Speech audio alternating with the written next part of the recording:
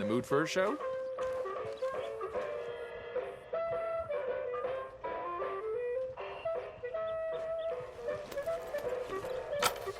Ticket, please. Right then, just head inside the tent.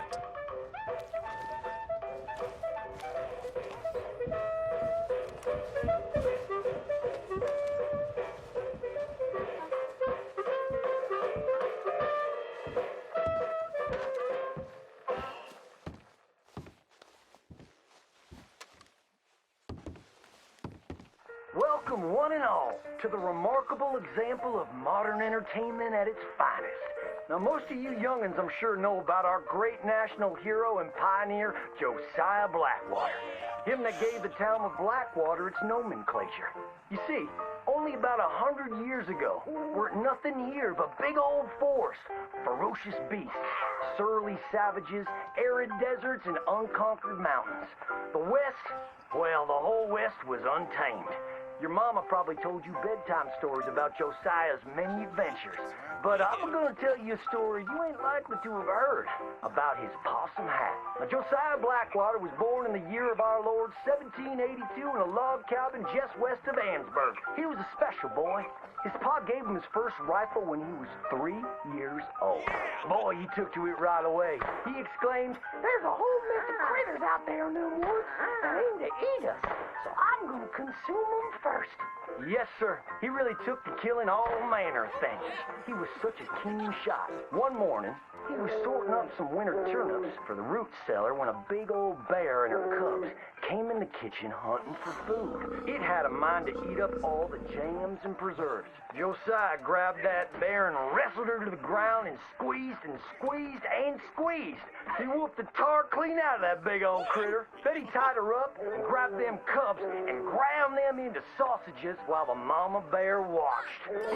That's fine eating. His mom and pa knew right then he was cut out to be the finest wild frontiersman that ever drew breath. But first, they wanted him to get some book learning. After only 3 days of attending school, Josiah beat the living daylights out of the class bully and announced to his daddy that he was tired of ciphering and mathematics on account it's only good for adding up the number of critters or Indians you can kill. So he ran away from home and headed west. Now, these lands were occupied by savages then, and when Josiah Blackwater came scouting through, he recognized it to be a land of splendor, wasted on those that couldn't appreciate it on account of worshiping false idols. He got rid of all them pesky buffalo, and thereby ensured those infernal Injuns didn't have nothing to eat. Of course, that got them mightily riled up, so he had to slaughter all of them too. Just like his daddy had once done to the Redcoats in 1775. Right about that time, he met an Indian girl he took pity on account of having annihilated her family. She was 12 years old, and so he took her as his wife. She gave him 2 sons before she died of typhus. Now, y'all know that Josiah Blackwater wore a possum for a hat. But most don't know how that came to be.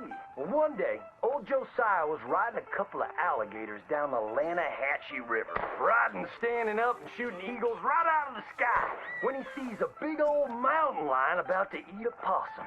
Josiah grabbed that mountain lion by the tail and wrestled it till it was plumb dead.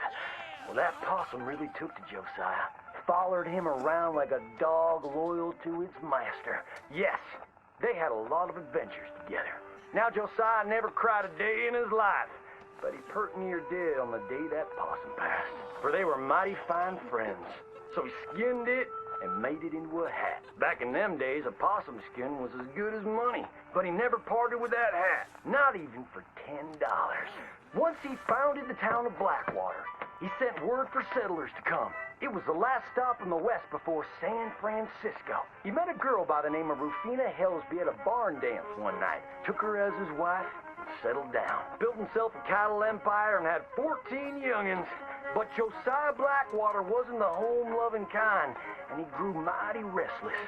One day on the courthouse steps, he announced, "You may all go to hell, and I will go to Saint Denis." And so he did. enjoyed French pursuits of strumpets and wanton gluttony, which is where he came upon the idea of running for Congress. He wore that possum hat every day as a congressman, as a reminder of where he come from, saying, I may live in barbaric splendor, but I always remember, keep your friends close and your gun closer, because you don't know when you might have to shoot them.